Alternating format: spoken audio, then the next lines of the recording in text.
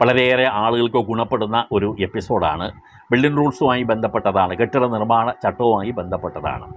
ഏതൊക്കെ നിർമ്മാണങ്ങൾക്ക് നമുക്ക് പെർമിറ്റ് വേണം എന്നുള്ളത് സംബന്ധിച്ചിട്ടുള്ള വിവരമാണ്. തീർച്ചയായും എല്ലാവരും കാണുക, ഷെയർ ചെയ്യുകയും ചെയ്യുക. ഒരുപാട് പേർക്ക് ഗുണപ്പെടും. എല്ലാത്തിനും ഒന്നും പെർമിറ്റ് എടുക്കണ്ട. ചില കാര്യങ്ങൾക്ക് പെർമിറ്റ് ഇല്ലാതെയും നമുക്ക് ചില കൺസ്ട്രക്ഷൻ നടത്താം എന്നുള്ളതാണ്. അത് തീർച്ചയായിട്ടും ഫയർ സേഫ്റ്റിയുടെയോ അല്ലെങ്കിൽ ജനറൽ ബിൽഡിംഗ് റിക്വയർമെൻറ്റ്സിൻ്റെയോ അല്ലെങ്കിൽ സ്ട്രക്ചറൽ സ്റ്റെബിലിറ്റിയുടെയോ ലംഘനമൊന്നും ഇല്ലാതെ നമുക്ക് ചെയ്യേണ്ടതായ ചില വർക്കുകളുണ്ട്. ഞാൻ നേരത്തെ പറഞ്ഞ ഫയർ സേഫ്റ്റിയുടെ ആവശ്യമുള്ളതാണെങ്കിൽ അതിന് എന്തായാലും പെർമിഷൻ എടുക്കേണ്ടതുണ്ട്.